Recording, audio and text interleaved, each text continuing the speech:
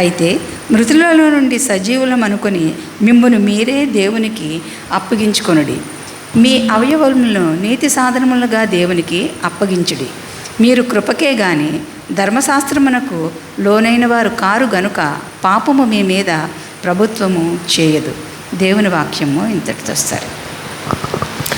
ఓ దేవా వందనముల్, ఓ దేవా వందనముల్, ఓ దేవా వందనముల్.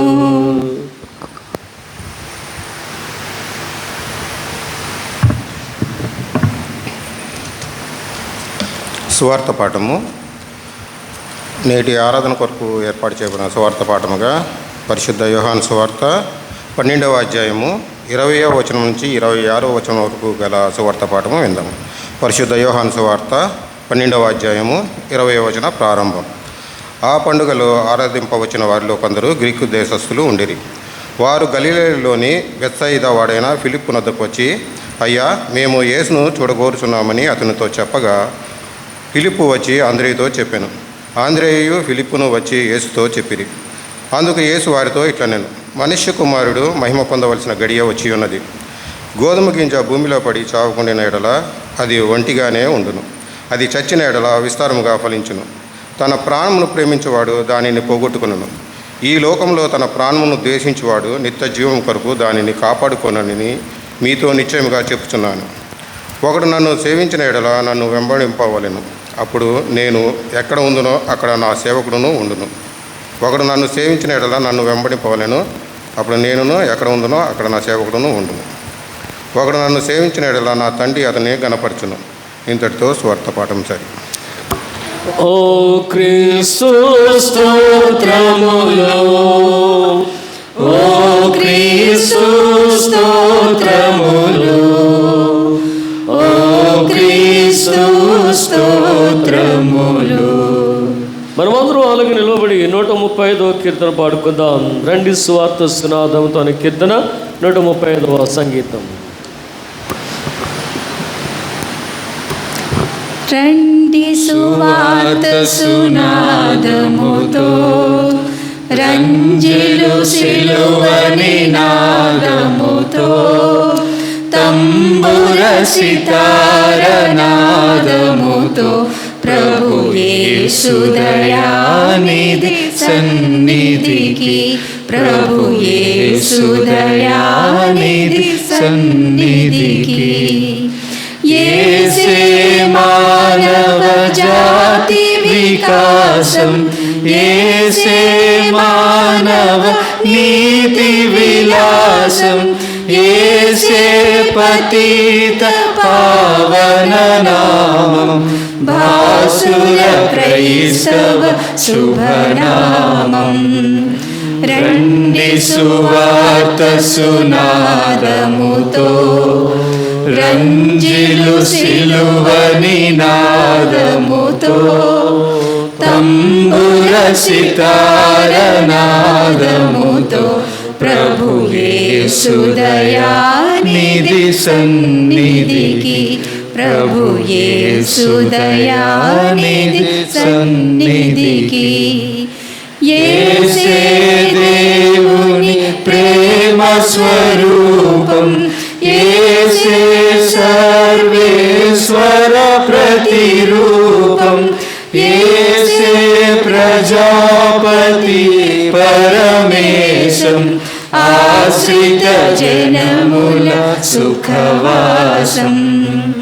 రండి సువార్త సునాదముతో, రంజిలు సిలువని నాదముతో, తంబుర సితార నాదముతో, ప్రభు యేసు దయానిధి సన్నిధికి, ప్రభు యేసు దయానిధి సన్నిధికి.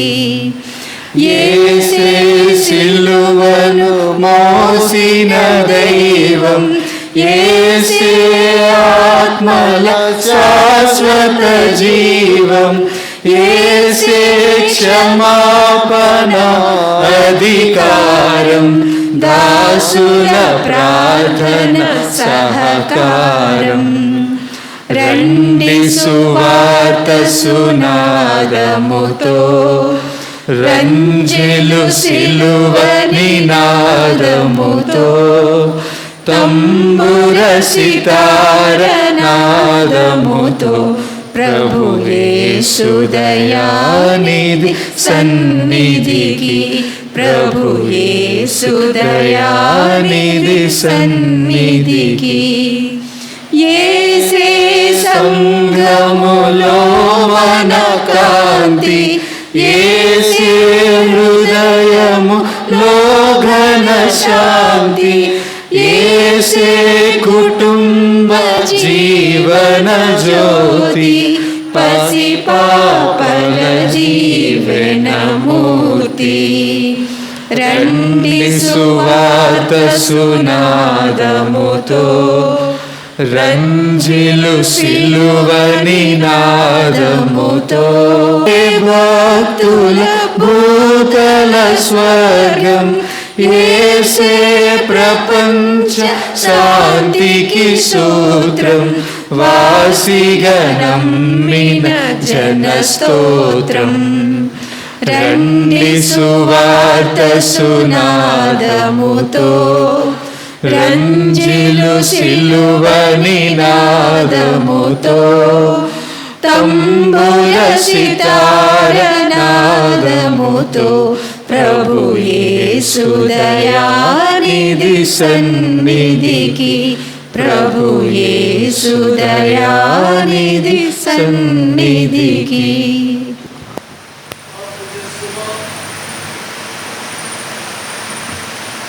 ఉన్నతుడైన మా దేవా, అనుగ్రహించిన ఈ విశ్రాంతి దినంను బట్టి నీకు వందనములు. మరి ముఖ్యంగా భారతదేశానికి మీరు ఇచ్చిన 75వ సంవత్సరపు స్వాతంత్ర దినోత్సవాన్ని బట్టి మీకు వందనాలు చెల్లించుకుంటున్నాం. నాయన, దేశ పౌరులుగా, దేశభక్తులుగా దేశమును, దేశ సంప్రదాయాన్ని పాటించు ఈ దినమున ఈ యొక్క స్వాతంత్ర దినోత్సవాన్ని జ్ఞాపకం చేసుకునేటువంటి సంఘములన్నిటిని బట్టి కూడా వందనములు.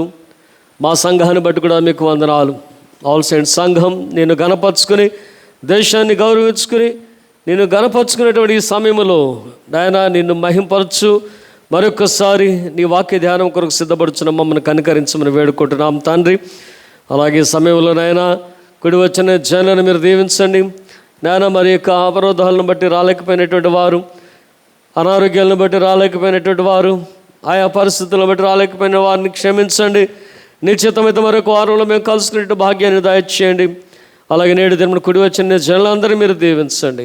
ఎవరెవరైతే ఆరాధనలో పాలుభాగస్తులేరో వారందరికీ మీ కృపను విస్తరింపచేసి నీ దీవెనలు నిండుగా మెండుగా వారి కొరకు కృమ్మరింపచేయమని వేడుకుంటున్నాము. నాథా, ఈ సమయం ముందు నీ వాక్య ధ్యానం మేము చేయొచ్చుండగా నా నోటి మాటలు మా హృదయ ధ్యానములు నీ దృష్టికి అంగీకారం ఉండనిమ్మని ప్రభు యేసుక్రీస్తు వారి పుణ్యనామమున ప్రార్థించి వేడుకుంటున్నాం పరమ తండ్రి. ఆమేన్. దయచేసి కూర్చోనండి.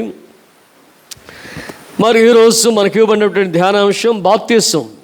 బాప్తిసం అనగా క్రీస్తుతో కూడా మరణించుట, మరలా క్రీస్తుతో కూడా తిరిగి లేచుట అనే ఆ అంశాన్ని మనం జ్ఞాపకం చేసుకోవాల్సిన వారమై ఉన్నాం. So dying and rising up with Christ అనేది ఈరోజు మన ధ్యానాంశం. మరి ఈ రోజున ముందుగా 75వ స్వాతంత్ర దినోత్సవాన్ని జరుపుకుంటున్నటువంటి భారతీయులందరికీ, అలాగే ఇక్కడ కూడి ఉన్నటువంటి మనందరికీ కూడా ఈ యొక్క 75వ సంవత్సరపు స్వతంత్ర దినోత్సవ శుభములు తెలియజేస్తున్నాను. మీ అందరికీ మరొకసారి హ్యాపీ ఇండిపెండెన్స్ డే. ఎందుకంటే మనం భారతీయులం, భారత పౌరులం. ఒకసారి అరౌండ్ 90sలో అనుకుంటా ఒక చిన్న ప్రొసెషన్ జరిగింది. మేమున్న ప్రదేశం, of course throughout Andhra Pradesh, throughout India. క్రైస్తవులము దేశభక్తులమే అనేటువంటి ఒక నినాదంతో ఇట్ వాజ్ గ్రేట్ ప్రొసెషన్. ఎందుకంటే క్రైస్తవులు అనగానే వారు వేరే అనేటువంటి భావన చాలామందికి ఉంది. కనుక ఎవరు మనం అనంటే ఈ దేశంలో పుట్టి ఈ దేశంలో పెరిగినటువంటి వారు.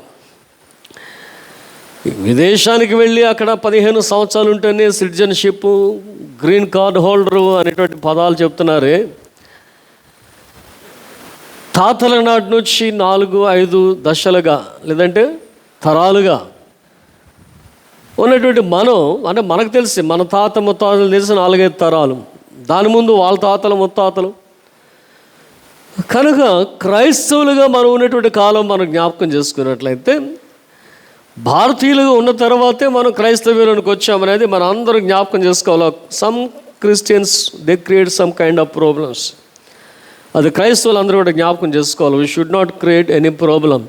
మేము క్రైస్తవులు, మీరు ఫలానా అని అంటాం. అది అక్కడ చాలా చాలా ఇబ్బందులు అవుతున్నాయి మనకి. First of all we should know that we are the citizens of India. We are Indians, అంతే. మనం భారతీయులు, విభిన్న జాతులతో కూడినటువంటి భారతదేశం, అది దాని యొక్క గొప్పతనం. Unity in diversity, unity in diversity. So రకరకాల జాతుల వారు ఉన్నారు, రకరకాల భాషల వారు ఉన్నారు. వీళ్ళందరూ కలిసి కూడా బీహార్లో ఉన్నవారు, బెంగాల్లో ఉన్నవారు, ఢిల్లీలో ఉన్నవారు, హిమాచల్ ప్రదేశ్లో ఉన్నవారు, గుజరాత్లో ఉన్నవారు, సౌత్ ఇండియాలో ఉన్నట్టు కేరళ, కర్ణాటకలో ఉన్నవారు, ఇక్కడ ఉన్నటువంటి ఆంధ్రులు, వీళ్ళందరూ కలిసి ఒకటే. We are the Indians. సో ఈ వీఆర్ ద ఇండియన్స్లో మళ్ళీ మనకు పెట్టుకునేటువంటి చిన్న చిన్న తగాదాలు ఉంటాయి. జై భారత్, జై తెలంగాణ, జై ఆంధ్రప్రదేశ్ కదా. మనం క్రియేట్ చేసుకునేటువంటి ప్రాబ్లమ్స్ చాలా చాలా ఉంటాయి. కనుక జయాంధ్ర మూమెంట్ మీ అందరికీ తెలిసి ఉంటుందేమో, but I was 9th class student, I think so. Jai Andhra movement 9th 10th Jai Andhra movement. అందరం ఏదో స్కూలు, కాలేజీలు అందరూ జయ ఆంధ్ర, జయ ఆంధ్ర, జయ ఆంధ్ర. ఆ తెలంగాణ ప్రాంతాల్లో ఉన్న వాళ్ళందరూ కొట్టిదరం వేసినటువంటి పరిస్థితులు మనం చూస్తాం. తర్వాత తెలంగాణ మూమెంటు. ఈ తెలంగాణ మూమెంట్లో వీళ్ళందరినీ కూడా మనం చూస్తే మళ్ళా చలో ఆంధ్ర, చలో ఆంధ్ర అంటున్నారు ఆంధ్ర వాళ్ళందరినీ కూడా.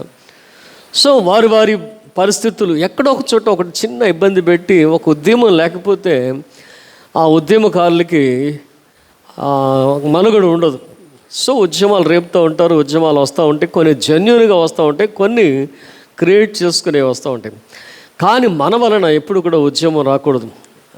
మేము క్రైస్తవులము, మీరు ఫలానా అనే దాని వలన ఏ ఉద్యమం కూడా రాకూడదు. ఇట్ ఈజ్ ఆల్రెడీ స్టార్టెడ్, మన వలన అది ప్రారంభం అయింది అనేది నేను చాలాసార్లు చెప్తున్నాను. ఎందుకంటే మేము ఇంచుమించు రిలీజియస్ బుక్స్ అన్నీ కూడా మెయిన్లీ హిందూయిజం, ఇస్లాం, బుద్ధిజం, జైనిజం ఇవన్నీ కూడా చదివినటువంటి వారం. ప్రపంచ క్రైస్తవం కూడా ఇప్పుడు ఎట్లా వెళ్తుందంటే మల్టీ రిలీజియస్ ఫెయిత్ మీద వెళ్తుంది. అది తప్ప ఒప్ప అనేది మనం ప్రక్కన పెడతాం. మన ఆధ్యాత్మిక జీవితానికి తప్ప ఒప్ప అనేది ఒక ప్రక్కన పెడితే ప్రపంచం మల్టీ రిలీజియస్ ఫెయిత్ మీద వెళ్తుంది. ఎందుకంటే గ్లోబలైజేషన్ అనేటువంటిది మనందరికీ తెలిసినటువంటిది. సో ఈ గ్లోబలైజేషన్ అనే దాంట్లో మన అందరికీ తెలిసింది ఏంటంటే, ఒక చిన్న విలేజ్ అయిపోయిందంట ప్రపంచం. It has become a small township or a small village. ఇప్పుడు ఇక్కడ ఉన్నటువంటి మనం ఇంగ్లాండ్లో ఉన్న మన పిల్లలతో మాట్లాడుకుంటున్నాం, అమెరికాలో ఉన్న మన పిల్లలతో మాట్లాడుకుంటున్నాం. వాళ్ళు మన ముందున్నట్టుగా ఈ రోజున మనకు కనబడుతుంది. వ్యాపారం అంతా ఒకప్పుడు మనకు తెలుసు. ఎలా వ్యాపారం చేయాలంటే ఓడ మీద రావాలంటే 4 నెలలు 5 నెలలు పట్టేది. ఈరోజు తెల్లారి పొద్దునకి కార్గోలో దిగిపోతున్నాయి, కార్గో ఫ్లైట్లో దిగిపోతున్నాయి. ఏదో ఒకప్పుడు షిప్ మీద రావాలా, సరుకు ఏదైనా రావాలంటే ఇప్పుడు దిగిపోతున్నాయి. అక్కడ ఆర్డర్ చెప్తే మార్నింగ్ ఫ్లైట్కి వచ్చి కూర్చుంటాను. సో దాన్ని అందుకని అంటాడు, మనం ఈ ఊరిలో ఉండి ఈ ఊరు నుంచి ఆ చివరికి వెళ్ళేటప్పటికి ఎంతసేపు పడుతుందో ప్రపంచం అంతా కూడా అదే స్థాయిలో ఉంది ఈ రోజున. సో ఈ గ్లోబలైజేషన్ వలన ఏమైపోయిందట, గ్లోబల్ విలేజ్గా మారిపోయింది ప్రపంచం. అందువలన అందులో పనిచేసేటువంటి వారు అందరినీ మనం చూస్తే రకరకాలైన ఒక కంపెనీని చూద్దాం, ఒక సాఫ్ట్వేర్ కంపెనీ. అక్కడ క్రిస్టియన్స్ ఉండరు, అన్ని జాతుల వారు, అన్ని మతాల వారు ఉంటారు. కనుక ఇలాంటివన్నీ మనం చూస్తూ ఉంటే వాళ్ళందరూ కలిసి జీవిస్తున్నటువంటి జీవన విధానంకి వచ్చేటప్పటికి మేము ఫలానా మీరు ఫలానా అని అంటే అది చాలా ఇబ్బంది కలుగు చేస్తుంది. కాబట్టి ఈ ఇబ్బందుల్లో నుంచి వచ్చినటువంటి ఒక ఉద్యమంలోనే మన ప్రొటెక్షన్, మన ప్రొటెక్షన్ కొరకు మనం చేసినటువంటి ఒక చిన్న ఉద్యమం దానిలో నినాదం క్రైస్తవులు దేశభక్తులే. సో ఈరోజు కాకపోతే మరలా రేపైనా మనం అది చెప్పాల్సినటువంటి పరిస్థితుల్లోనే క్రైస్తవులు దేశభక్తులమే. ఎందుకు మనం ఇప్పుడు జెండా ఎగరేస్తాం? ఎందుకు ప్రధానమంత్రి కొరకు ప్రార్థన చేస్తున్నాం? ఎందుకు ముఖ్యమంత్రి కొరకు ప్రార్థన చేస్తున్నాం అనంటే we are the citizens of India, భారత పౌరులు మనం. కనుక మన దేశ నాయకుల కొరకు, రాజుల కొరకు, అధికారుల కొరకు మనం ప్రార్థన చేయవలసిన వారమని వాక్యం చెబుతుంది. సో మన చర్చ్ ఆర్డర్లో దట్ ఈస్ కంపల్సరీ మనం చేస్తున్నాం. ఇంకా మీరు పాత పుస్తకాలకు వెళ్ళిపోతే క్వీన్ ఆఫ్ ఇంగ్లాండ్ కొరకు మనకు ప్రత్యేకమైనటువంటి ప్రార్థన ఉండేది. మరి పూర్వకాలంలో ఉన్నవారు 60 అబోవ్ 70 అబోవ్ ఉన్న వాళ్ళకి ఆ రోజుల్లో వాడినటువంటి పుస్తకాలు ఉంటే కనుక వాళ్ళు కనపడుతుంది. We pray for the queen of England. ఎందుకంటే ఇక్కడ బ్రిటిష్ ప్రభుత్వం మనం పరిపాలన చేస్తుంది కనుక మా దేశపు రాజును ఆశీర్వదించండి. ఇప్పుడు మనం ఎలా మాట్లాడుతున్నామో అప్పుడు పూర్వకాలం మన పితరులు they have prayed for the queen of England. England రాణి మనకు అధికారి కనుక ఆమె కొరకు ప్రార్థన చేసేవాళ్ళం మనం. అంటే మన తాతలు, అంటే మా చిన్నతనం వరకు కూడా ఆంగ్లికన్ వర్క్షిప్ బుక్ మాకు ఉండేది, మా ఇంట్లో ఉండేది. So we know that prayers. కానీ ఎవరి కొరకు ప్రార్థన చేస్తున్నాం? ఎందుకు కొరకు అంటే రాజుల కొరకు, అధికారుల కొరకు మనం ప్రార్థన చేయాలి. ఏమిటి ఆ ప్రార్థన అంటే దేశ క్షేమం కొరకు, దేశ ఐక్యత కొరకు. కనుక మనం సిటిజన్స్ ఆఫ్ ఇండియా అనేది మనం జ్ఞాపకం చేసుకుని మనము ఏ రోజు కూడా మన వలన, క్రైస్తవుల వలన ఇతరులకు ఇబ్బంది కలగకూడగా మనం ఉండవలసినటువంటి బాధ్యత మనకు ఉందని మరొకసారి మీకు తెలియజేస్తూ ఈరోజు ధ్యానాంశాన్ని మనం జ్ఞాపకం చేసుకున్నట్లయితే baptism, dying and rising up with Christ అనేటువంటి మాట మనం చూస్తే nobody wants to die but everybody struggles to live అంటాడు. నోబడి వాంట్స్ టు డై అని చచ్చిపోదాం అనేటువంటి బాధ ఎవరికి ఉంటుంది అని అంటే చాలాసార్లు జ్ఞాపకం చేస్తున్నా సైకలాజికల్లీ డిప్రెస్డ్. ఇది కూడా deranged by the evil spirit. Psychologically depressed అంటే ఎందుకు వస్తుంది అని అంటే అపవాది చేత పట్టబడిన వాడే మత్తి స్థిమితాన్ని పోగొట్టుకునేటువంటి స్థితి, మనశ్శాంతిని పోగొట్టుకునే స్థితిలో ఆ యొక్క సూసైడల్ టెండెన్సీ వస్తుంది. అంతే తప్ప మామూలు ఎవరికి రాదు. అంటే ఒక్కసారి అపవాది చేత పట్టబడిన తర్వాత దాని యొక్క మార్గంలో వెళుచు ఎక్కడి వరకు వెళ్తాడంటే కంప్లీట్ వాడి స్వాధీనంలోకి వెళ్ళిపోయినప్పుడు విసుగుదల కలుగు చేస్తాడు. దేవుడి చెందిన ఈ జీవితం మీద విసుగుదల కలుగు చేసేది అపవాది. కనుక అక్కడకు వెళ్ళిన తర్వాత ఇక వాడు దాన్ని వెనక్కి తీయలేడు. ఆ రైలు కింద పట్టడము, ఆ మందు తాగటం, మందు అంటే ఇది విషం తాగటము, ఏదో ఒకటి హ్యాంగ్ చేసుకుంటాం, ఉరేసుకుంటాము. ఎప్పుడు దాకా ఉంటాడు వీడు అని అంటే మన ప్రాణము మన శరీరాన్ని విడిచి వెళ్ళిపోయే వరకు మనతోనే ఉంటాడు. మన ప్రాణం మన శరీరాన్ని విడిచి వెళ్ళిపోతుందో వీడు వెళ్ళిపోతాడు. అప్పుడు భయం పుడుతుంది. అప్పుడు మనుషులకు భయం పుడుతుంది. ఏమిటి నా పరిస్థితి? రైలు కింద తలగా పెడతాడు, లెగుద్దాం ఉంటాడు, లెగలేడు. ఆ విషయం ఏదో తాగేస్తాడు, పాయిజన్ ఏదో తాగేస్తాడు, బతికేద్దాం అనుకుంటాడు, బతకలేడు. ఉరేసేసుకుంటాడు, బిగుసుకుపోతూ ఉంటుంది. అప్పుడు తెలివి వస్తుంది, నేను చచ్చిపోతున్నాను, బతకాలనుకుంటాడు, బతకలేడు. సో సాతాను ఏం చేస్తున్నాడు అంటే చివరి వరకు తీసుకెళ్తున్నాడు, చివరిలో వాడు వదిలేస్తున్నాడు. ఆ టెండెన్సీ తప్పిస్తే, ఆ యొక్క విధానాన్ని వదిలిపెడితే భూమి మీద ఏ మానవుడు కూడా నేను చావాలి అనుకోడట. ఏ మానవుడు కూడా నేను చావాలి అని అనుకోడు. మరి ఏమనుకుంటాడంటే బ్రతకాలి, ఇంకా బ్రతకాలి, ఇంకా బ్రతకాలి, ఇంకా బ్రతకాలి అనుకుంటాం. కానీ ఈ ఆలోచన మంచిది, బ్రతకాలి. ఎందుకంటే శరీరధారిగా బ్రతకాల్సినటువంటి అవసరం మనకు ఉన్నది కనుక దేవుడు ఇచ్చినటువంటి ఆయుష్కాలం అంతా కూడా మనం బ్రతకాలి. So we struggle to live in this world. ఈ యొక్క భూమి మీద మనం జీవించే కాలంలో బ్రతకడానికి ప్రయత్నం చేస్తూ ఉంటాం. చచ్చిపోతున్నాం అంటే రేపు చచ్చిపోతూ ఉంటామా? హాస్పిటల్కి పరిగెత్తి మన ప్రాణాన్ని ఎలా దక్కించుకోవాలో దాని ప్రయత్నాలు మనము, మన పిల్లలు, మన తల్లిదండ్రులు ఎవరో ఒకరు మన కొరకు చేస్తారు. కానీ ఆధ్యాత్మిక స్థితికి వచ్చినప్పటికీ మన ఆత్మ సదాకాలం జీవించాలి అని అంటే మనం మరణించాలి అని చెప్తుంది. అందుకని ఏమంటాడట, 2 సార్లు జన్మించిన వాడు ఒక్కసారి మాత్రమే మరణిస్తాడు, అది కూడా భౌతిక మరణము. ఎందుకంటే ఆదాము నుండి వచ్చింది కనుక, ప్రభువారు కూడా అనుభవంలోనికి వెళ్ళారు కనుక ఇంకా దాన్ని ఎవరు మార్చరు. అయితే దాని తర్వాత మనకునేటువంటి మరణాంత జీవాన్ని మనం జ్ఞాపకం చేసుకున్నట్లయితే ఇది సదాకాలం మనతో ఉంటుంది కనుక, అది 2వ జన్మగా ఉంటుంది కనుక మనం సదాకాలం జీవించబోతున్నాం. కాబట్టి ఎన్నిసార్లు బ్రతకాలి, ఎన్నిసార్లు జన్మించాలి అని అంటే 2 సార్లు జన్మించాలంట. ఒకటి తల్లి గర్భములో నుంచి, ఒకటి బాప్తిసం ద్వారా ప్రభు యేసుక్రీస్తులో. తల్లి గర్భం నుండి జన్మించిన వారు శరీరరీతిగా మరణించినప్పటికీ యేసుక్రీస్తు ద్వారా బాప్తిసం ద్వారా జన్మించిన వారు శాశ్వతంగా యుగయుగములు జీవించబోతున్నారు. కనుక పరలోక రాజ్యము నిత్య నివాసం మనకు కావాలి అని అంటే భూమి మీద జీవించేటువంటి కాలంలో మనం అందరం కూడా 2 సార్లు జన్మించవలసిన వారమై ఉన్నాం. దానినే ప్రభువారు నికోదేముతో చెప్తున్నారు. ఒకడు క్రొత్తగా జన్మించితేనే కానీ దేవుని రాజ్యమునకు వారసుడు కాడు అని చెప్పినటువంటి ఆ మాట మనం జ్ఞాపకం చేసుకున్నట్లయితే 2వ జన్మ, 2 సార్లు జన్మించినటువంటి వాడు ఒక్కసారి మాత్రమే మరణిస్తాడు. దానికి ఆపోజిట్ మనకు తెలుసు. 2 సార్లు మరణించాలంటే ఒక్కసారి మాత్రమే జన్మించాలి. తల్లి గర్భం నుండి జన్మించి నూతన జన్మ అనేది మానవ జీవితంలో లేకపోతే వాడు శరీర మరణాన్ని పొందుతాడు, ఆత్మీయ మరణాన్ని పొందుతాడు. వాడు శరీర మరణాన్ని పొందుతాడు, ఆత్మీయ మరణాన్ని పొందుతాడు. కనుక ఆదాము జీవితానికి ఏమైందనంటే ఆదాము శారీరకంగా చనిపోవటానికి సిద్ధంగా ఉన్నాడు. ఆదాము యొక్క ఆత్మను రక్షించడానికి ప్రభువారు చేశారు ప్రయత్నం.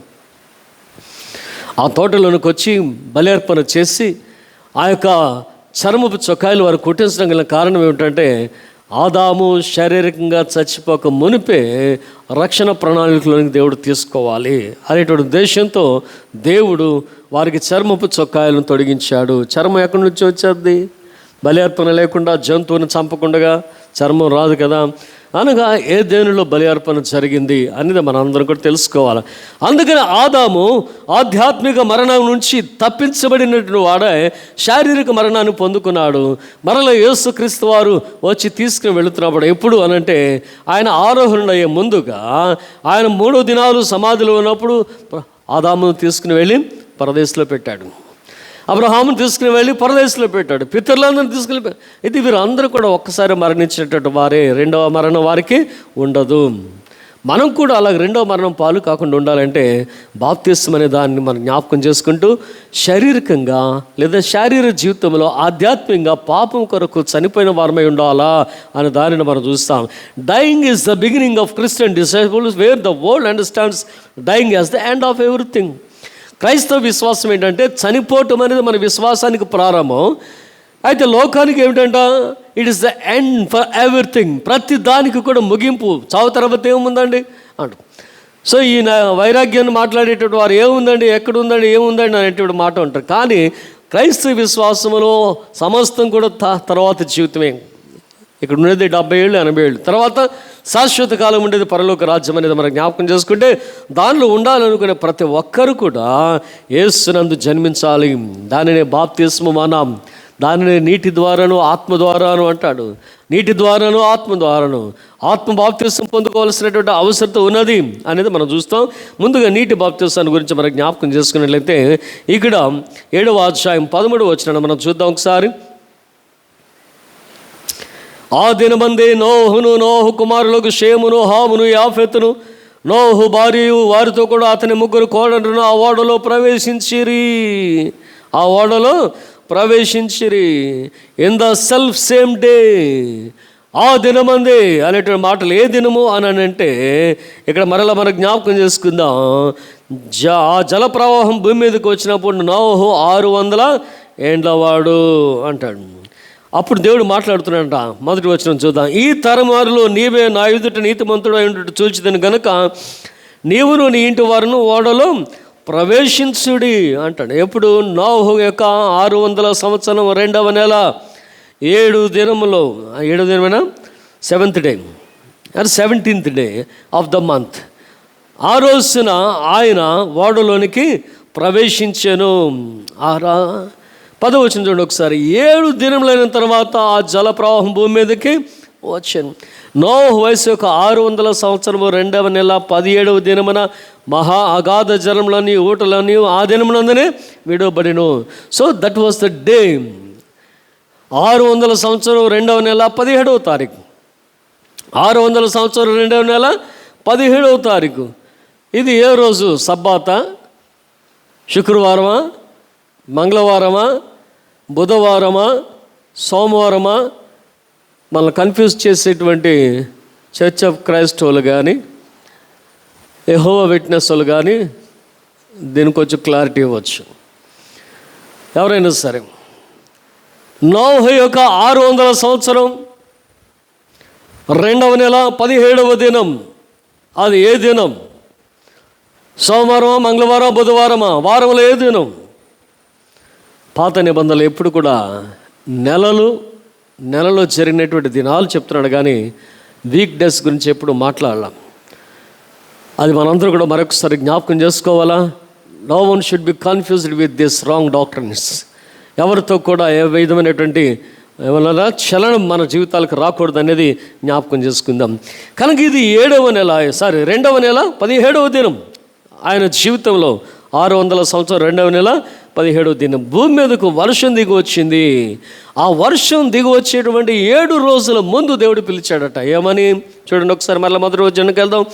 ఈ తరం వారిలో నీవే నీతిమంతుడు అయి ఉంటాడు చూచితిని కనుక నీవును, చదవండి, నీవును నీ ఇంటి వారిని ఓడలో ప్రవేశించండి. దేవుడు వారిని ఆహ్వానించాడు అంటాడు భక్తుడు. చాలా బాగుంది ఆ మాట. ఎందుకు అని అంటే, ఇది నేను కట్టుకున్నదే కదా, 120 సంవత్సరాలు కట్టాను కదా, ఎప్పుడు అనుకోలేదు. దేవుడు కట్టమన్నాడు, కట్టాడు. దేవుడు వెళ్ళమనే వరకు కూడా వేచి ఉన్నాడు. He knows that it was his refuge. అది ఆశ్రయస్థానము. ఈ రాబోయేటువంటి జలప్రలయముకు ఆశ్రయస్థానం ఏంటంటే తాను కట్టుకున్నటువంటి ఆ ఓడ. And he is the refugee. ఇతడు ఆశ్రయం కోరుకునేటువంటి వాడు. సో అది నా కొరకే కట్టబడింది, నేను దానిలోనికి వెళుతున్నాను కనుక వెళ్ళిపోదాం అనేటువంటి ఆ తొందర అతని జీవితంలో లేదు. ఏమిటి నీ విశ్వాసం? Why you are treated as the righteous man in this world అంటే waiting for the God's time. దేవుని యొక్క ప్రణాళిక కొరకు, దేవుని యొక్క సమయం కొరకు, దేవుని యొక్క ఆజ్ఞ కొరకు వేచి ఉన్నటువంటి వ్యక్తిగా నోహు జీవితాన్ని మనం జ్ఞాపకం చేసుకున్నట్లయితే ఏ విషయంలో కూడా దేవుని విషయాల్లో మనం తొందరపడకుండా ఉండాలి అనే దానిని మనందరూ కూడా మరొకసారి జ్ఞాపకం చేసుకుందాం. దేవుడు పిలిచిన తర్వాత ఆయన వెళ్ళాడంట. Noah did not go into the ark till the God bade him. దేవుడు పిలిచే వరకు, దేవుడు చెప్పేటంత వరకు ఆయన నోహు ఓడలోనికి నోహు వెళ్ళలేదు అనేటువంటి మాట మనందరూ జ్ఞాపకం చేసుకోవాలి. దేవుడే ఆయనతో కట్టించినప్పటికి కూడా దేవుడు పిలిచే వరకు వెళ్ళలేదు. సో ఈ నోహు ఓడ సువార్త సంబంధంగా మనం ఆలోచన చేసినట్లయితే సువార్థికులైన వారు కానీ బోధకులైన వారు చెప్పేది ఏంటంటే రక్షణ ఓడలోనికి మీరు రండి అని పిలిచేది ఎవరు అంటే దేవుడు, వాక్యము, సేవకులు, పరిశుద్ధాత్మ దేవుడు. కనుక రండి అని పిలిచేది ఎవరు అంటే ఈ ఓడలోనికి రమ్మని దేవుడు పిలిచాడు. కనుక అందరినీ కూడా రక్షణ అనేటువంటి ఓడలోనికి, యేసుక్రీస్తు అనేటువంటి ఓడలోనికి మీరందరూ కూడా రండి అని చెప్పి పిలిచేవారు దేవుడు, పరిశుద్ధాత్ముడు, తర్వాత సేవకులు, దేవుని యొక్క వాక్యం.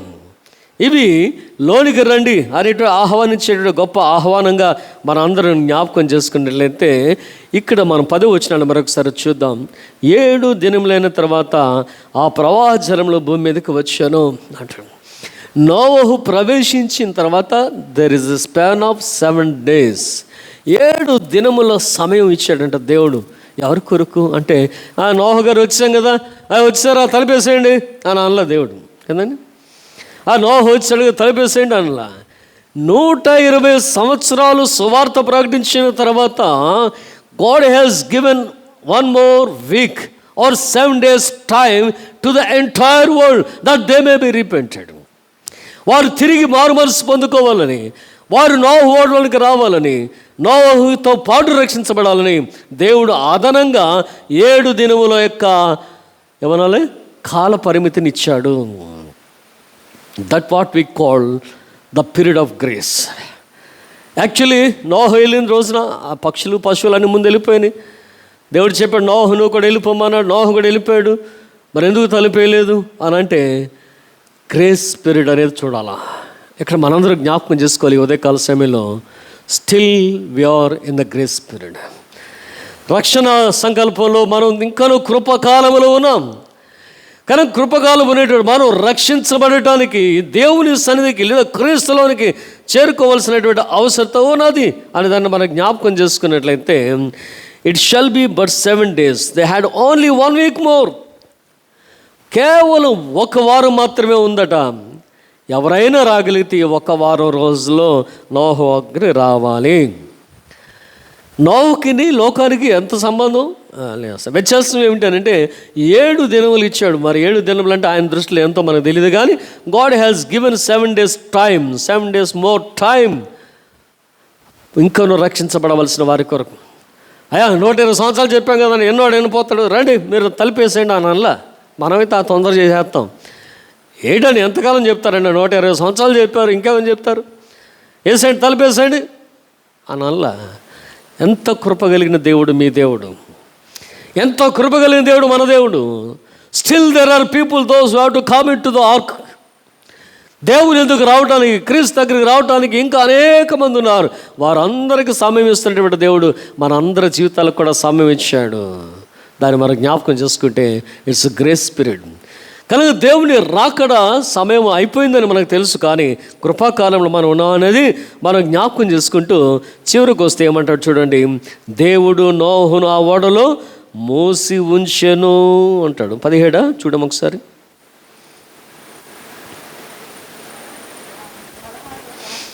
చదవండి.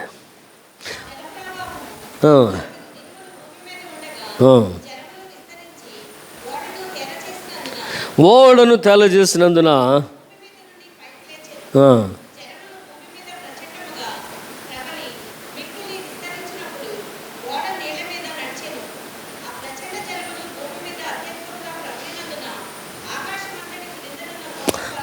చివరి వచనం చూద్దాం. అప్పుడు మగదియు ఆడుదియు సమస్త శరీరంలో ప్రవేశించినప్పుడు యెహోవా ఓడలో అతనిని మూసివేశాను. అప్పుడు యెహోవా ఓడలో అతనిని మూసివేశాను అంటాడు. అంటే అప్పుడు మూసాడు దేవుడు. 7 దినాలకు ముందే పంపించాడు. 7 దినాలు కూడా అయిపోయిన తర్వాత ఆయన సమయం అయిపోయింది, కృపాకాలం కూడా అయిపోయింది. అప్పుడు దేవుడు దానిని మూసి ఉంచాను అనేటువంటి మాట చూస్తే, God shut the door to secure him and keep him safe in the arc. సరే, నశించే వాళ్ళు నశిస్తున్నారు, ఇదిగో నా చేతిలో ఉన్నటువంటి నీవు భద్రంగా ఉండాలా అని దేవుడు తానే స్వయంగా దానిని మూసివేశాను. ఇది చాలా అవసరమైనటువంటి ఆలోచన, అవసరమైన మాట. ఎందుకంటే ఈ కోవిడ్ కాలంలో మనం దీనిని చాలా ఉపయోగించాం. నోహు ఓడలో నోహును భద్రపరిచినటువంటి దేవా, ఈ జల ప్రళయంలో అనగా ఈ యొక్క కోవిడ్ కాలంలో మమ్మల్ని అందరినీ కూడా మీ చేతిలో దాచి ఉంచమని మనలో అనేక మంది ప్రార్థనలు చేశారు. దేవుడు నోహును కుటుంబాన్ని ఎలా రక్షించుకున్నాడు జలప్రళయ కాలంలో, ఈ యొక్క పాండమిక్ కాలంలో మమ్మల్ని అలాగున రక్షించుకోమని ప్రతి కుటుంబము దేవుని సన్నిధిలో కోరుకుంది. ప్రతి కుటుంబాన్ని కూడా దేవుడు ఆశీర్వదించాడు. అయితే వీరందరూ కూడా ఏమయ్యారు అని అంటే, 40 దినాలు వర్షం, మహా అగాధ జలం నుంచి వర్షం వచ్చింది, ఆకాశతూములు విప్పబడినవి, రాత్రి పగలు 40 రాత్రులు 40 ప్రకాలు ప్రచండమైన వర్షం కురిసింది. నీళ్ళన్నీ కూడా కొండలు మించిపోయినాయి, పర్వతాలు మించిపోయినాయి. పర్వతాలను మించిన వచ్చినటువంటి నీరు భూమి మీద ఎప్పుడు ఎవరు చూస్తుండరు, భూమి మీద ఎప్పుడు ఎవరు కూడా చూస్తుండరు. ఆ కాలంలో ఉన్నవారు కూడా తెలియదు. గతంలో కూడా నేను చెప్పాను, ఎందుకంటే భూమి మీద జలములు, పైన జలములు. ఆ పైన జలములు ఉన్నాయనే సంగతి ఎవరికి కూడా తెలియదు. వారు చూసింది ఎప్పుడు కూడా ఊటలు చూశారు అంతే, భూమి మీద నుంచి వచ్చేటువంటి ఊటలు. పైన ఉన్నటువంటి నీరు ఎవరికి తెలియదు, వర్షం అంటే ఏంటో తెలియదు. So that was the first experience, first experience అనమాట. వర్షం పడుతుంది భూమి మీద అనేది వారి జీవితంలో మొట్టమొదటి అనుభవం. ఆ మొట్టమొదటి అనుభవం లేని వారు కనుక వారు పైనుండి వర్షం వస్తుంది అనేటువంటి ఆలోచన వారికి లేదు. కానీ దేవుడు చేస్తుంది ఏంటంటే, పై నీరు క్రింద నీరు ఒకేసారి విడిచిపెట్టాడు. భూమి అంతా కూడా కొండలతో సహా మునిగిపోయింది. వీరు మాత్రం ఓడలో దాచిపెట్టబడి ఉన్నారు. అయితే వీరిని గురించి భక్తుడైన పేతురు ఏమంటాడంటే, 1 పేతురు పత్రిక 3వ అధ్యాయం 20వ వచనంలో 8 మంది బాప్తిసం పొందిరి అంటాడు. 8 persons were saved through water. నీటి ద్వారా 8 మంది రక్షించబడ్డారు అని అంటాడు. ఎవరు 8 మంది? నోహు భార్య, ముగ్గురు కుమారులు, ముగ్గురు కోడండ్రు. So all these 8 members they were saved. ఎలాగనా? నీటి ద్వారా రక్షించబడిరి. 8 persons were saved through the water. కనుక మనం జ్ఞాపకం చేసుకున్నట్లయితే ఈ బాప్తిస్మము అనేటువంటి మాట నోహు కుటుంబానికి ఒకసారి ఆలోచించేద్దాం. నోహు గారి నెత్తి మీద ఎవరైనా నీళ్ళు పోసారా? ఎవరైనా ప్రార్థన చేసి నీకు బాప్తిస్మం ఇచ్చామని చెప్పారా? నోహుకు కానీ, నోహు భార్య కానీ, కొడుకులు కానీ, కోడలు కానీ లేదు. కానీ వారందరూ కూడా నీటి ద్వారా రక్షించబడి అనగా బాప్తిస్మం పొందిన వారు ఉన్నారు అని చెప్పి పేతురు భక్తుడు స్వయాన చెప్తున్నటువంటి మాటను మనం జ్ఞాపకం చేసుకున్నట్లయితే, without single drop of water, ఒక్క చుక్క నీరు పడకుండా బాప్తిసం పొందినటువంటి కుటుంబం ఏమైనా ఉన్నదా అని అంటే నోహు కుటుంబాన్ని మనం జ్ఞాపకం చేసుకుందాం. తర్వాత మన అందరికీ తెలిసినటువంటిది ఇశ్రాయేలీలు. పౌలు భక్తుని యొక్క మాటలు గతంలో కూడా మనం జ్ఞాపకం చేసుకుందాం. మరొకసారి చూద్దాం. 1 కొరింథీ పత్రిక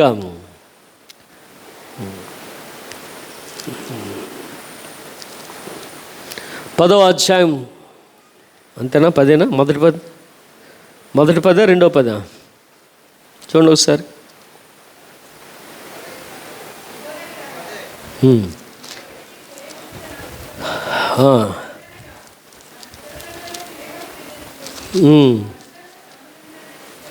వారందరూ సముద్రం మీద నడిచిపోయారు.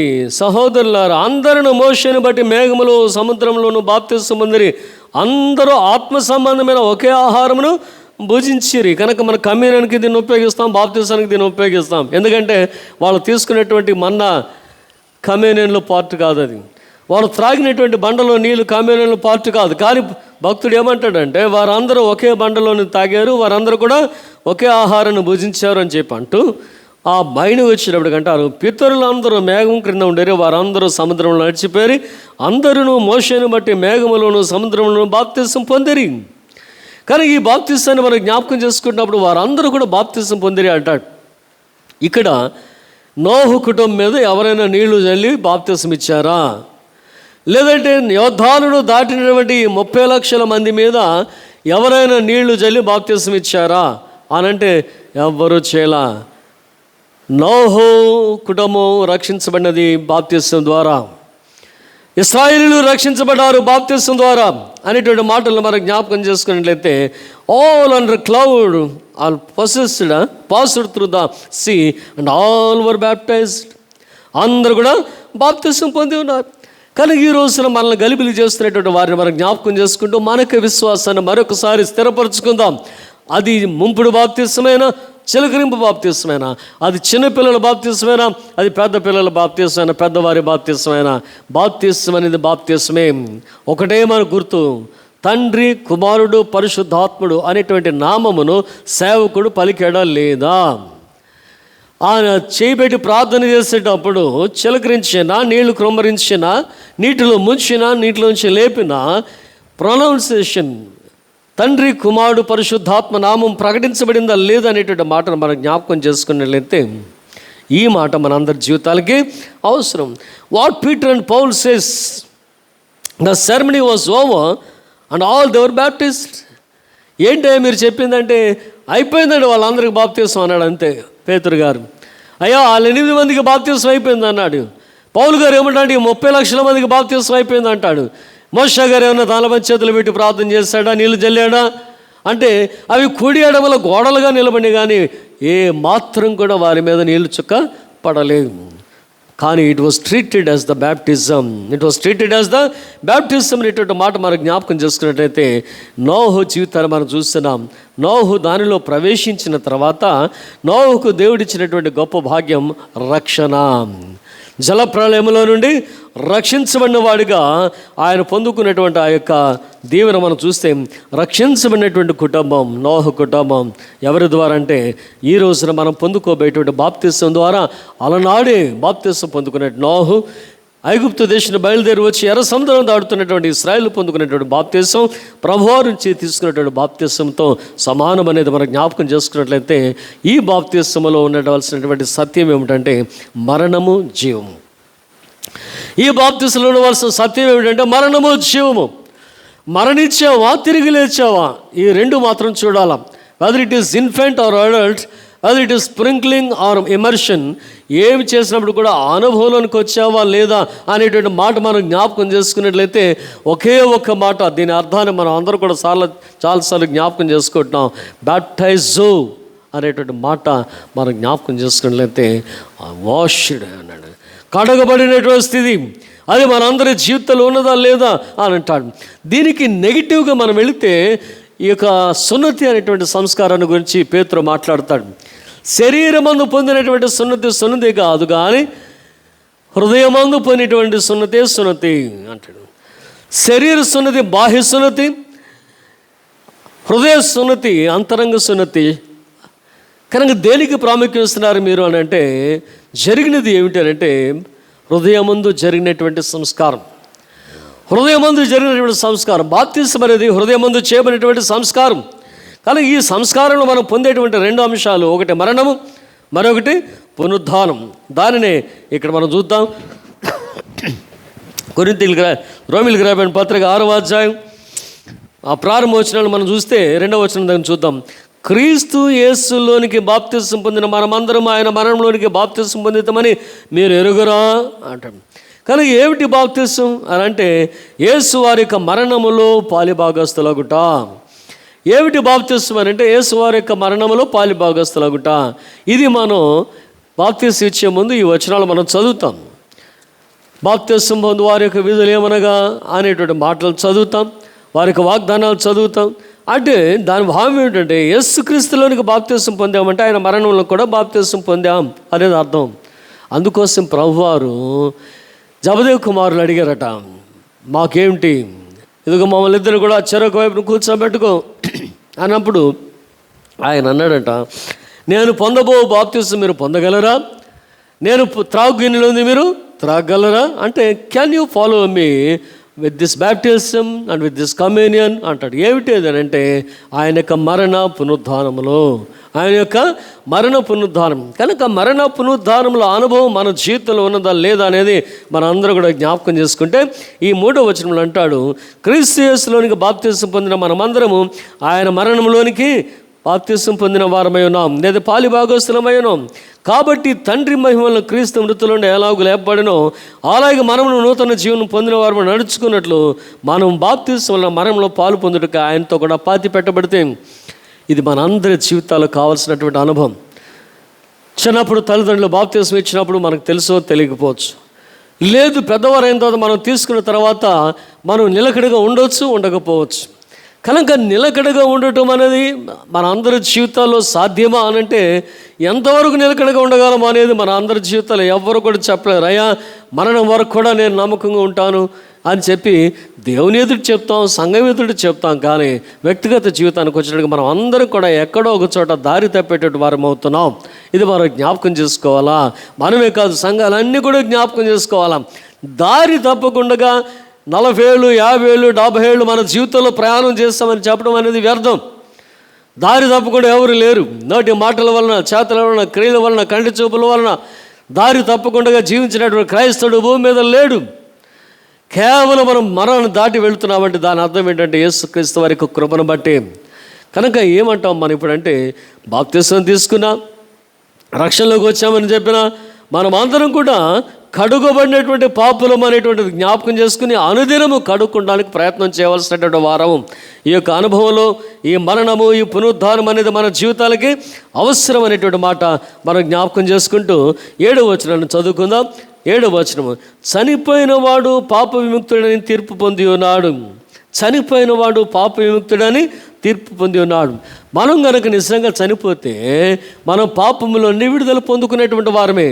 చనిపోవటం అని అంటే దాని అర్థం ఏమిటంటే, పౌలు తర్వాత చెప్తాడు, నేను లోకమునకును లోకమును నాకును సిలువ వేయబడి ఉన్నవి అంటాడు. సో ఇది లోక సంబంధమైనది అని అంటే నేను చేయను అనేటువంటి ఒక నిర్ణయం తీసుకోవాలా. ఇది లోక సంబంధమైనది అంటే నేను చూడను, నేను వినను, నేను చేయను అని ఎక్కడికక్కడ దానిని ఖండించుకుంటూ వెళ్ళటమే లోకం కొరకు చనిపోయి క్రీస్తుతో కూడా బ్రతకడం అవుతుంది. కనుక దానిని ఇక్కడ జ్ఞాపకం చేస్తాడు. 7వ వచనంలో ఏమంటాడు చూడండి, చనిపోయిన వాడు పాప విముక్తుడని తీర్పు పొంది ఉన్నాడు. కనుక మనం పాప విముక్తులము, పాపం నుంచి బయటకు వచ్చాం అని తీర్పు పొందాలి అని అంటే క్రీస్తులో చనిపోయినటువంటి వారమై ఉండాలా. పాపం కొరకు చనిపోయిన వారమే ఉండాలా. ఈ అనుభవాన్ని ఎంతమంది క్రైస్తవులు విశ్వాసులు కలిగి ఉన్నారు అని మనం జ్ఞాపకం చేసుకుంటే మన అందరి జీవితాల్లో కూడా ఆ అనుభవం ఉండాలి. 8వ వచనం చూద్దాం. మనం క్రీస్తు కూడా చనిపోయిన ఎడలా మృతుల్లోండి లేచిన క్రీస్తు ఇకను చనిపోడని మరణముకు ఎకను ఆయన మీద ప్రభుత్వం లేదని ఎరిగి ఆయనతో కూడా జీవించుచుందుమని నమ్ముచున్నాము అంటాడు. కానీ యేసుక్రీస్తు ఒక్కసారే చనిపోవాలి. ఆయన ఒక్కసారి చనిపోయాడు. మనుషుడు ఒక్కమారు మాత్రమే మృతి చెందాలి. అది ధర్మశాస్త్రం, అది శాసనం. మనం రెండోసారి చచ్చిపోవడానికి వీలు లేదు. కనుక రెండోసారి చచ్చిపోవడానికి వీలు లేదంటే శరీర విషయంలో, పాప విషయంలో మనం చనిపోయిన వారమే ఉండినప్పుడు ఆత్మ విషయాలు మనం జీవిస్తామనేది ప్రభువారు మనకు ఖచ్చితంగా నేర్పిస్తున్నారు. చూడండి, మనం క్రీస్తు కూడా చనిపోయిన ఎడల మృతుల నుండి లేచిన క్రీస్తు ఇకను చనిపోవడని మరణమునికి ఇకను ఆయన మీద ప్రభుత్వం లేదని ఎరిగి ఆయనతో కూడా మనం జీవించున్నామని మనం నమ్ముచున్నాము. కనుక బాప్తిస్మం అనేది మనం జ్ఞాపకం చేసుకున్నట్లయితే it is necessity of dyeing to sin. ఖచ్చితంగా మరణం కొరకు, పాపం కొరకు చనిపోవాలి. చనిపోయామా లేదనేటువంటి అనుభవం మన అందరి జీవితాల్లో మనకు తెలుసు కనుక దానిని మనం జ్ఞాపకం చేసుకున్నట్లయితే because derived from our first father Adam is crucified with Christ. ఆదాములో నుండి వచ్చినటువంటి ఆ మొదటి తండ్రి యొక్క లక్షణాలు పాత మనుష్యుడు అంటాడు కదా, పాత మనుష్యుడు, ఓల్డ్ నేచర్, పాత స్వభావము మనలో ఉండేది ఏమిటి అని అంటే ఆదాము నుండి వచ్చినటువంటి స్వభావం. అది అందరి జీవితాల్లో ఉంటుంది. ఆయన యొక్క అవిధేయత అందరి జీవితాల్లోకి వస్తుంది. ఆయన యొక్క పాపం అందరి జీవితాల్లోకి వస్తుంది. ఆయన యొక్క మరణం అందరి జీవితాల్లోకి వస్తుంది. కాబట్టి ఇది క్రీస్తులో చనిపోయి క్రీస్తు ద్వారా బ్రతికించబడిన వారమే ఉండాలి అనేది దేవుడు మనకు జ్ఞాపకం చేస్తున్నటువంటి సత్యము. కాబట్టి పాత ఆదాం చనిపోవాలా, రెండవ ఆదాం అనేటువంటి క్రీస్తు ద్వారా మనం బ్రతికించబడిన వారమే ఉండాలి. దీనిని సువార్త పాఠంలో మనం జ్ఞాపకం చేసుకుందాం. సువార్త పాఠాన్ని మనం జ్ఞాపకం చేసుకున్నట్లయితే ఆ పండుగ దినాల్లో అనేక మంది ప్రభువుని చూడటానికి వచ్చారు. వారిలో కొంతమంది అన్యులు వచ్చినట్లుగా చూస్తాం. గ్రీసు దేశస్తులు వచ్చారు. 20వ వచనం చూడండి. ఆ పండుగలో ఆరాధింపు వచ్చిన వారిలో కొందరు గ్రీసు దేశస్తులు ఉండేరి. వారు గలిలయలోని బేత్సెదా ఫిలిప్పు వద్దకు వచ్చి, అయ్యా, మేము యేసును చూడగోరుచున్నామని అతనితో చెప్పగా ఫిలిప్పు వచ్చి ఆంధ్రేయతో చెప్పాను అంటే డైరెక్ట్గా ఫిలిప్ గారు తీసుకెళ్తా మళ్ళీ ఆంధ్రేయతో చెప్తున్నాడు కనుక సీనియారిటీని కూడా జ్ఞాపకం చేసుకుంటున్నాడు అనమాట. ఫిలిప్ గారు కొంచెం చిన్నోడు కదా, ఆంధ్రే కొంచెం పెద్దోడు కనుక వారు ఫిలిప్పుని అడిగినప్పుడు ఫిలిప్ ఏం చేస్తున్నాడంటే ఆంధ్రేయతో చెప్పాడు, వీళ్ళు వచ్చారు ప్రభువుని చూస్తారట, ప్రభు దగ్గరికి తీసుకెళ్దామా అని అంటే ఫిలిప్పు ఆంధ్రేయ కలిసి ప్రభు దగ్గరికి తీసుకెళ్ళినట్లుగా చరిత్రలో మనకు జ్ఞాపకం చేసుకుంటాం. అయ్యా, మేము యేసును చూడగొరుచున్నామని అతనితో చెప్పగా ఫిలిప్పు వచ్చి ఆంధ్రేయతో చెప్పాను. ఆంధ్రేయ ఫిలిప్పు వచ్చి యేసుతో చెప్పిరి. ఎప్పుడైతే వారు వచ్చారో ప్రభు వారి యొక్క ఆనందం పొంగిపోతుంది. ఇక్కడ చూడండి 23వ వచనంలో, అందుకు యేసు వారితో ఇట్లా, నేను మనిషి కుమారుడు మహిమ పొందవలసిన గడియ వచ్చి ఉన్నది అంటాడు. అనేకులు దేవుని సన్నిధికి రావాలంటే ప్రభువారు మహిమ పొందాలి. కనుక అన్యులు దేవుని వెతుక్కుంటూ వస్తున్నటువంటి విధానంలో ప్రభువుకు నచ్చినటువంటి మాట ఇది. నేను చనిపోతే అనేక మంది రక్షించబడతారు, నేను చనిపోతే అనేక మంది రక్షించబడతారు. దీనినే ఆనాటి ప్రధాన యాజకుడు అనేటువంటి కైఫ్ అంటాడంట, మనుషులందరి కొరకు ఒకడు మరణించవలన సంగతి మీకు తెలియదా అని అంటాడు. మనుషులందరి కొరకు ఒకడు మరణించాలనే సంగతి మీకు తెలియదా అంటాడు. అంటే ఒకడు చచ్చిపోవాలి. ఎవరు చచ్చిపోవాలి అని అంటే ఎక్కడ మరణ శాస్త్రం రాయబడి ఉండో అక్కడ మరణ శాస్త్రం రాసిన వారి యొక్క మరణము అవశ్యం అని చెప్పినటువంటి ప్రభు యొక్క మాటలు మనం జ్ఞాపకం చేసుకుందాం. So the one who has written this document decree death sentence has to die. ఎందుకంటే రాసిన వాడు చస్తేనే తప్ప అది కొట్టివేయబడదు. అలమాయి పడుదినదని నువ్వు చచ్చదమని చెప్పి రాసినటువంటి మరణ శాస్త్రం కొట్టివేయబడాలంటే ఆ మరణ శాస్త్రం రాసిన వాని యొక్క మరణం అవశ్యం. కాబట్టి ఇక్కడ ప్రభువారు అందుకోసమే దిగి వచ్చి ఆయన పొందవలసినటువంటి మహిమను గురించి మాట్లాడుతూ 24వ వచనంలో అంటాడు చూడండి, గోధుమ గింజ భూమిలో పడి చావుకుండే నెల అది ఒంటిగానే ఉండును, అది చచ్చిన నెల విస్తారంగా ఫలించును అని చెప్పి తన ప్రాణమును ప్రేమించేవాడు దానిని పోగొట్టుకొనును అంటాడు. తన ప్రాణమును ప్రేమించేవాడు దానిని పోగొట్టుకోరు. కనుక తన ప్రాణాన్ని ప్రేమించడం అంటే దేవుని కొరకు సమర్పించినటువంటి వారు ఎవరైనా సరే వారి యొక్క ప్రాణ విషయంలో ఇదిగో దేవునికి దూరమైనటువంటి వారే అనేది మాట మనం జ్ఞాపకం చేసుకుందాం. Verily verily I say to you except a corn of it fall into the earth and die. భూమిలోకి పడి అది చావుకుపోతే మనందరూ తెలుసు, గోధుమ గింజ గింజగానే ఉండిపోతుంది, వడ్ల గింజగానే ఉండిపోతుంది. అది ఏ సీడ్ అయినప్పటికీ కూడా. సో చిన్నప్పుడు మనకు తెలుసు అది విత్తనం మొలకెత్తే విధానం అనేది ఒక మాట మనకు చూస్తాం. అందరికీ కూడా ఈ యొక్క ప్రాక్టికల్ ఏంటంటే చిక్కుడు విత్తనాలు. ఆ చిక్కుడు విత్తనాన్ని నీటిలో పెట్టినప్పుడు హౌ ద బడ్ కమ్స్, ఆ రూట్ కమ్స్, ఇవన్నీ కూడా చూపిస్తూ ఉంటుంది కదా బొమ్మలు. ఏంటంటే అది మొలిసే విధానం, మొలకెత్తే విధానం. ఎలా మొలకెత్తుతుంది అని అంటే అది చచ్చిపోతేనే తప్ప, డికంపోజ్ అవ్వాలా, విడిపోవాలా, దాని మీద ఉన్నటువంటి శరీరం విడిపోవాలా, అప్పుడు దానిలో నుండి నూతన జీవం వస్తుంది అనేటువంటి మాట మనం జ్ఞాపకం చేసుకున్నది. దెన్ ద లైఫ్ జీవం would burst forth on the single grain is its own death. అది పగిలిపోవాలా, జీవం బయటికి రావాలా అనేటువంటి మాట మనం జ్ఞాపకం చేసుకున్నట్లయితే ఇక్కడ యేసు వారు the necessity of his death is here brightly expressed. ఆయన యొక్క మరణం అనేది చాలా విశాలంగా ఏమంటారు, విషదంగా ఆయన వ్యక్తపరిచిన మాట. సంఘం అభివృద్ధి చెందాలంటే నేను మరణించడానికి వచ్చాడు, మరణించవలసిన గడియలు వచ్చినవి. అనుజనుల యొక్క ప్రారంభాన్ని చూసినటువంటి ప్రభు సంతోషించి ఆయన యొక్క మరణమును గురించి ఆయన జ్ఞాపకం చేసుకుంటున్నటువంటి విధానాన్ని ఇక్కడ ఆలోచించవచ్చు. కనుక ఆయన మరణం లేకపోతే మన అందరికి కూడా రక్షణ లేదు అనేది మనకు తెలుసు. అందుకని భారత క్రైస్తవ సంఘ చరిత్రలో ఒక చక్కని మాట మనం చూస్తాం. ఎక్కడ హతసాక్షి యొక్క రక్త బిందువు నేలను ఒలికెనో అక్కడ అది మహావృక్షమై వర్ధిల్లేను అంటాడు. అక్కడ మహావృక్షమే వర్ధిల్లను. ఏం వర్ధిల్లింది సంఘం అని అంటే, ఎందుకు ఈ రోజున ప్రపంచ దేశాలలో క్రైస్తవ్యమే ఎక్కువ ఉంది, భారతదేశంలో కూడా ఆల్మోస్ట్ 35% ఉందనేది లెక్కలు చెప్తున్నారు. Still we say our government says it is only 2%. ఇక ఎంతకాలం 8 సంవత్సరాలైనా 2 అంటున్నారు. కానీ అనాథరైజ్డ్ ఎంతమంది ఉన్నారంటే 35% మంది క్రైస్తవులు ఉన్నారు. 35% మంది క్రైస్తవులు కూడా వీఆర్ క్రిస్టియన్స్ అని బోల్డ్గా చెప్పగలిగితే కొన్ని విధానాలు మనకి కొన్ని కష్టాలు తప్పుకుంటాయి, కొన్ని లాభాలు చేకూరుతాయి. కొన్ని కష్టాలు తప్పుకుంటాయి, కొన్ని లాభాలు చేకూరుకుంటాయి. కానీ గవర్నమెంట్ లెక్కల్లో ఇంకా కూడా మనం 2%గా ఉండటం వలన మైనారిటీ అనేటువంటి దాని మీద మనం ప్రక్కన పడేస్తున్నారు. But we should show our strength. మన యొక్క బలాన్ని చూపించుకోవాలి. 35% ఆఫ్ క్రిస్టియానిటీ ఉన్నది భారతదేశంలో అనేది ఎంతమంది రుజువు చేయగలరు? అది మనందరికీ తెలిసినటువంటి సమస్య. మనందరికీ ఉన్నటువంటి ఆలోచన 35% మనం ఉన్నాం అని నిరూపించగలిగిన వారు ఎంతమంది బయటికి రాగలరు కదండి? ఎందుకు మన స్కూల్స్ మూతపడిపోయినాయి, ఎందుకు మనం మైనారిటీ స్టేటస్లు పోగొట్టుకున్నాం అంటే this is the only reason. మేము క్రిస్టియన్స్ అనేటువంటి ధృవీకరణ మనం చూపించలేకపోతున్నాం కనుక, మన యాక్చువల్ పర్సంటేజ్ అనేది మనం గవర్నమెంట్కి చూపించలేకపోతున్నాం కనుకనే అనేటువంటి మాట మనం చూస్తే, మేము క్రైస్తవులము అని చెప్పుకోలేనటువంటి వారము how can we die for Christ అనేటువంటి ఒక ప్రశ్న మనకు మనం నిరూపించుకుందాం.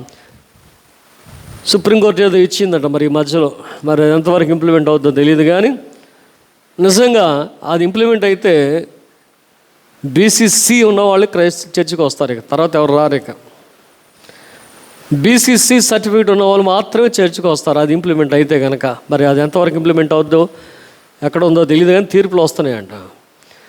కనుక అది నిజంగా ఇంప్లిమెంట్ చేస్తే ఎంతమంది ధైర్యంగా మనం రాగలం చర్చ్కి, బీసీసీగా రాగలం చర్చ్కి అనేది మనం జ్ఞాపకం చేసుకుంటే చాలా ఆలోచన మనం చేయాల్సినటువంటి. అందుకే ప్రభు చెప్తున్నారు, సంఘం విస్తరించింది క్రీస్తు వలన. ఈ మాటలు మనం జ్ఞాపకం చేసుకున్నట్లయితే, no one thing could be more evidently fitted for another than this provision made in the grain itself for the future wants to the tender germ. ఒక చిన్న మొలక రావాలి అని అంటే అది చావాల్సింది. తర్వాత ఆ మొలక పెద్దదవుతుంది, బ్లేడు, తర్వాత కంకి, తర్వాత విస్తరించినటువంటి ధాన్యం.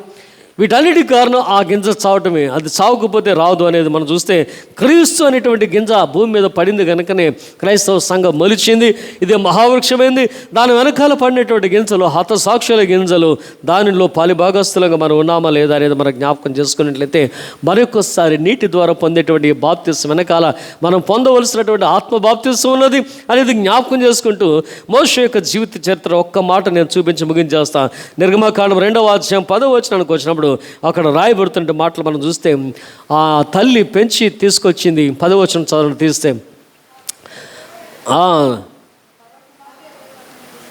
ఫరో కుమార్తె ఎదుగు అతను తీసుకుని వచ్చినప్పుడు ఆమె ఏం పేరు పెట్టిందంట? నేను ఇతనిని నీటిలో నుండి తీసి తిని గనక మోషే అని పేరు పెట్టాను. నేను ఇతనిని నీటిలో నుండి తీసి తిని గనక మోషే అనగా నీటిలో నుండి తీయబడినటువంటి వాడు. So all the Christians today are drawn out of the water. They were taken out of the water. అంటే బాప్తిసం ద్వారా నీటిలో నుండి మనం తీయబడినటువంటి వారం, నీతి ద్వారా జన్మించినటువంటి వారం, అనగా రక్షించబడినటువంటి వారం. కనుక మనం అందరం కూడా మోషే అనేటువంటి మాట మనం జ్ఞాపకం చేసుకుంటే, రక్షించబడిన వారు, నీటి బాప్తిసం ద్వారా రక్షించబడిన వారు అందరూ కూడా మోషేలు. సో ఈ మోషే ఏం చేశాడు అని అంటే, let us see the God's plan. ఇవాళ తల్లికి తెలుసో తెలియదో, రేపు నా కొడుకు రక్షించమనేటువంటి స్థితిలో ఉంటున్నాడు అనేటువంటి మాట ప్రాణ భయంతో తీసుకుని వెళ్ళి ఆ నీటిలో వదిలేసింది. ఆ యొక్క జమ్ము పెట్టి చేసింది, మనందరికి తెలిసిన చరిత్ర. దానికి కీలు పూసింది, లోపల బయట పిల్లోని పెట్టింది, తీసుకెళ్ళి ఆ జమ్ముల్లో వదిలేసింది. ఆ రాణి స్నానం చేయడానికి వచ్చేటువంటి రేవుల్లోనే వదిలిపెట్టేటప్పుడు వాడు ఏడ్చుట చూచి జాలిపడి పెంచి ఇదిగో మోషే అనేటువంటి పేరు పెట్టినటువంటి ఫరో కుమార్తెను మరి జ్ఞాపకం చేసుకుంటే, ఆ సొంత తల్లికి యాకోబేదు నా పేరు అంతేనా, ఆమెకు తెలుసో తెలీదు నా కొడుకు నీటి బాప్తిసం పొందుతున్నాడు. ఎందుకు అంటే, మా తర్వాత రాబోయేటువంటి మా జనాంగంలో 30 లక్షల మందికి బాప్తిసం ఇచ్చేటువంటి కర్తగా ఆయన ఉంటున్నాడు అనేటువంటి మాట ఆమెకు తెలియదు. కానీ ఇక్కడ మోషేలో ఒకసారి ఊహించుకుందాం. ఇదిగో కర్ర పట్టుకు నిలబడ్డాడు. సాగిపోవుడని ప్రజలతో చెప్పుము, నీ కర్ర పట్టు అన్నాడు. అంతే, ఆ కర్ర పట్టుకొని సాగిపోవుడు అన్నాడు. ఇదిగో రెండుగా విభజించబడింది. వారందరూ దానిలోంచి వెళ్ళిపోతున్నారు. ఎంతమందికి బాప్తిసం ఇచ్చావు మోషే అంటే, దాదాపు 30 లక్షల మందికి బాప్తిసం ఇచ్చాడు. సో అదే మాట పౌలు భక్తుడు చెప్తున్నాడు. వారందరూ మేఘం క్రింద సముద్రంలో నడిచిపోయి బాప్తిసం తీసుకున్నారు. కానీ ఈ రోజున నీటిలో నుండి రక్షించబడినటువంటి ఈ వ్యక్తి 30 లక్షల మంది స్వజనాన్ని నీటిలో నుండి రక్షించి దేవుని ప్రజలకు ముద్రించి సేనాయి దగ్గర నిబంధనలు చేసి దేవుని బిడ్డలుగా ఆ యొక్క 40 సంవత్సరాల జీవితాన్ని వారికి నడిపించిన విధానాన్ని మనకు జ్ఞాపకం చేసుకున్నట్లయితే, బాప్తిసం పొందినటువంటి మనకి మరణ పునరుద్ధానాల అనుభవం ఉన్నదా లేదా? First thing that we have to question ourselves. మనకు ఆ అనుభవంలోకి వచ్చామా లేదా? రెండవది, మనం ఎంతమందిని క్రీస్తు వైపుకి నడిపిస్తున్నాం, క్రీస్తు మార్గంలోనికి నడిపిస్తున్నాం అని దానిని మనం జ్ఞాపకం చేసుకుంటే, the future leader who is going to lead 30 lakh people and baptize them under the cloud was drawn out of water. 30 లక్షల మందికి బాప్తిసం ఇవ్వడానికి సిద్ధపడుతున్నటువంటి నాయకుడిని దేవుడు నీటిలో వదిలిపెట్టాడు, నీటిలోంచి తీసుకున్నాడు. ఇది బాప్తిసం గుర్తు. బాప్తిసం లేకుండా వీళ్ళకి బాప్తిసం ఇవ్వాల. నోహు బాప్తిసం లేకుండా నోహు కుటుంబం రక్షించబడాల. కానీ ఈ బాప్తిసం ద్వారా రక్షించబడేటువంటి ప్రతి విశ్వాసి కూడా అనేకుల రక్షణకు బాప్తిసానికి మాదిరి అయి ఉండాలి. అయ్యా, మేము రక్షించబడిన వారమే బాప్తిసం తీసుకున్నాం, క్రీస్తు కూడా మరణించి క్రీస్తు కూడా లేచాం, ఈ అనుభవంలోనికి మీరు రండి, మీరు కూడా బాప్తిసం తీసుకోండి, రక్షణ పొందండి అని ఎంతమందికి మనం సాక్ష్యం ఇస్తున్నాం అనేది ఈ మధ్యాహ్న కాల సమయంలో లేదా ఉదయకాల సమయంలో మనం జ్ఞాపకం చేసుకుని ఎంతమంది సాక్షులు కొట్టినాం. స్టిల్ మనం డిక్లేర్ చేసుకోవాల్సినటువంటి అవసరం ఉన్నది. We are the Christians. మేము క్రైస్తవం, క్రీస్తు కొరకు చనిపోయి క్రీస్తు ద్వారా లేపబడినటువంటి వారం. ఇదిగో మేము లోకంలో సాక్షులుగా ఉన్నామని మనల్ని మనం దేవుని ఎదుట సాక్షులు నిలబెట్టుకోవాల్సినటువంటి అవసరం ఉన్నది అని మనం చూస్తే, బాప్తిసం అనగా క్రీస్తు కూడా మరణించుట, ఆయనతో కూడా తిరిగి లేచుట. అట్టి గొప్ప అనుభవంలో మనకి శ్వాస జీవితాన్ని కొనసాగించుకుని సదాకాలం ఆయనతో ఉండులాగిన దేవుని కృప మన అందరికీ తోడై ఉండును గాక. ఆమేన్. ఇప్పుడు తండ్రికిని కుమారునికిని పరిశుద్ధాత్మకుని మహిమ కలుగును గాక. ఆమేన్.